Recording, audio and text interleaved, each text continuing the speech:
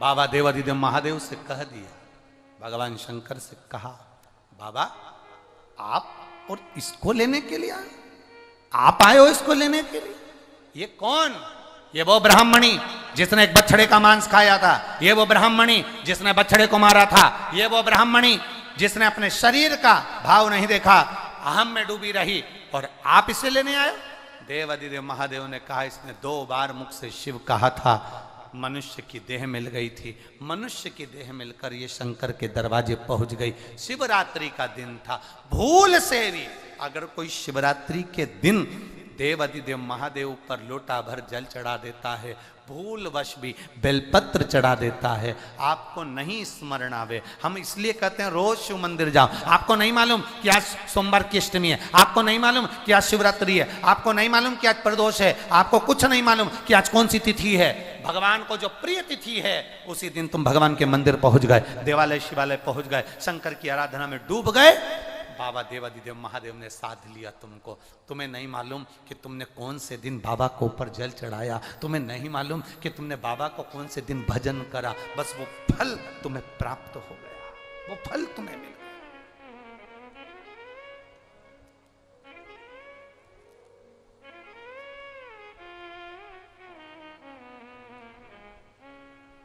सोमनी के लिए नंदी तैयार है।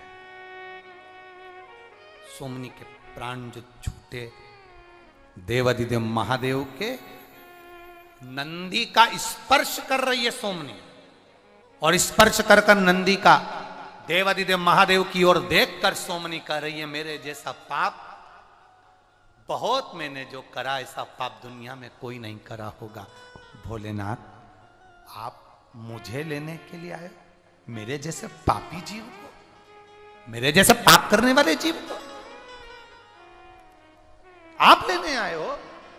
भगवान देवादिदेव महादेव सोमनी को देखकर कहते हैं, जी सोमनी भूल से तेरे से शिवरात्रि का व्रत हो गया, भूल से तू शंकर की उदारता में डूब गई, भूल से तेरे हाथ की फेंकी हुई बेलपत्र मेरे मंदिर में पहुंच गई, भूल से।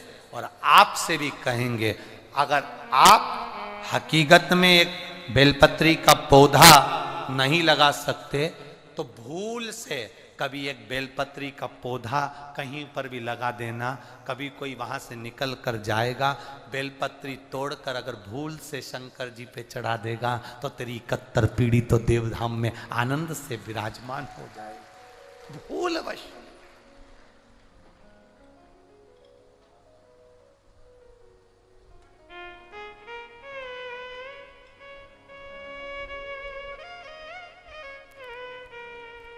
कि ये शिव तत्व को पहचाना जाए।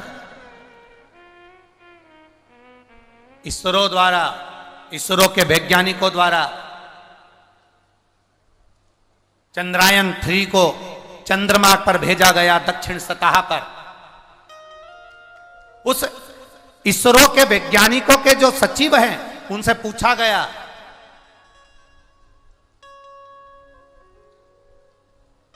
कि ये सारी वैज्ञानिकता, ये सारे रिसर्च जितने करे जा रहे हैं, वैज्ञानिक जितने रिसर्च कर रहा है, ये सारे रिसर्च आप कहां से लेकर आते हैं? इसरो के वैज्ञानिकों के उस आनंद में उसके सचिव कह रहे हैं, आप पढ़िएगा अखबारों में, आप पढ़िएगा सोशल मीडिया पर, उसके वैज्ञानिक कह रहे हैं ये सब हमारे वेद के, हमारे शास्त्र के, हमारी शिव पुराण के और हमारे शास्त्रों में से निकाले हुए हैं। एक एक वैज्ञानिक का जो रिसर्च है, एक एक तत्व को जो वो कर रहे हैं, एक एक तत्व हमारे वेद और पुराण के, हमारे शास्त्रों के।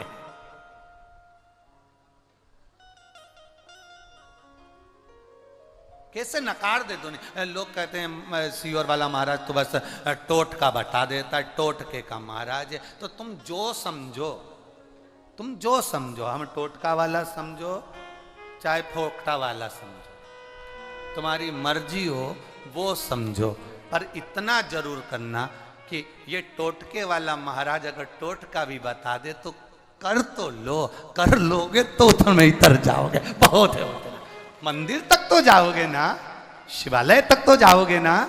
जब सोमनी के हाथ की बेलपत्र फेंकी हुई शंकर जी के पास उड़ के चली गई और उसको कैलाश मिल गया, तो तुम टोटका समझकर भी अगर शंकर के दरवाजे चले गए तो कैलाश चले जाओगे। हो गया कल्याण उतने में, बस बहुत है।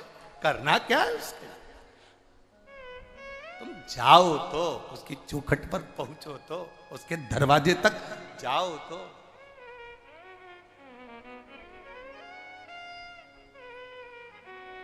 शिव की सेवा छोड़ना नहीं चाहिए।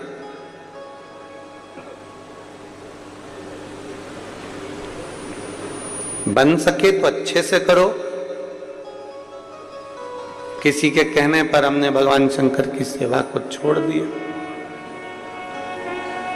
किसी के बोलने पर हम भगवान शंकर से दूर हो गए, ये श्रेष्ठता नहीं है।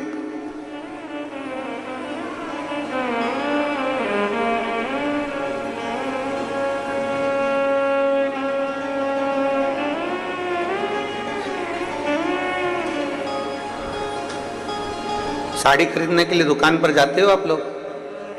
बोलो तो जम के। एक साड़ी देखकर ही ले आते हो क्या?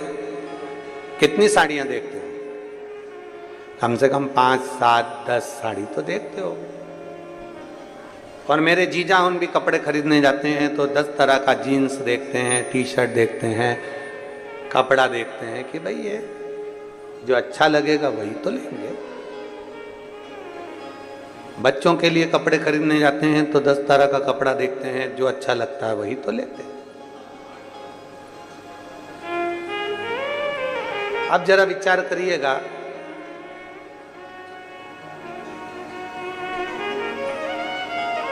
दस तरह की साड़ी देखी तब एक साड़ी पसंद आई।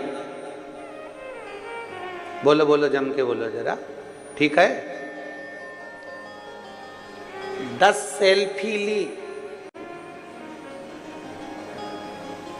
उस सेल्फी में से कोई एक सेल्फी अच्छी आई तो फेसबुक पे डाली। अरे बोलो तो जम के। अपन वो कपड़े वाली बात को छोड़, अपन तो सेल्फी पे आ जाओ। जो आज के दौर में चल रहा है वो अपन उस भाषा से उसको समझे। 10 फोटो खींचे, उसमें से कोई एक फोटो अच्छा आया तो अपन ने उसको फेसबुक पे डाला। और अच्छा फोटो आया तो अपन ने उसको फ्रेम में, अरे बोलो जम के, लगवाया, फ्रेम में जड़वाया। कितना जोरदार है, यहाँ लगा दो। 10 फोटो खींचे तो उसमें से एक फोटो हम फेसबुक पर डालते हैं, इंस्टाग्राम पर डालते हैं। एक फोटो हम फ्रेम में जड़ लेते हैं अगर अच्छा है तो। 10 में से एक अच्छा निकला तो हमने उसको फ्रेम में जड़ा, फेसबुक पे डाला, आपको अच्छा लगा। 10 में से एक फोटो अच्छा लगा तो फ्रेम में जड़ा गया, फ्रेम में लगाया गया। उसी तरह 10 बार दिन भर में भगवान को पुकारते रहो। कोई सी पुकार अगर भोलेनाथ को अच्छी लग गई तो उसके भी दिल की फ्रेम में तुम जाकर बैठ जाओ। 10 बार पुकार। जब तुम फ्री हो जाओ, जब तुम्हारा मन लग जाए, जब तुम्हारा चित्त लग जाए, बैठ गए। श्री शिवाय नमस्तु, श्री शिवाय नमस्तु। क्यों?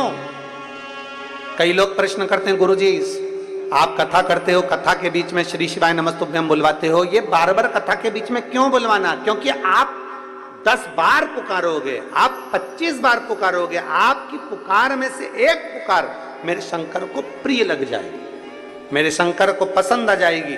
और कौन सी पुकार तुम्हारी भगवान शंकर को प्रिय लग जाए?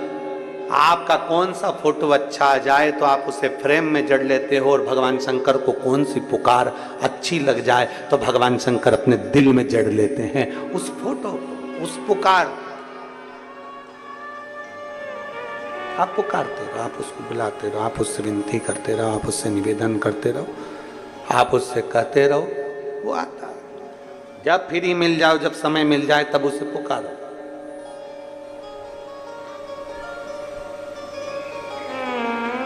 कोई सी पुकार तो सुनेगा। कोई पुकार तो उसको स्वीकार करना पड़ेगी। आप बार बार बुलाएंगे तो कोई तो स्वीकार करेगा। आप उसको पुकारते रहो, वो आएगा। तेरे मंदिर में आना मेरा काम है और मेरी बिगड़ी बनाना तेरा काम।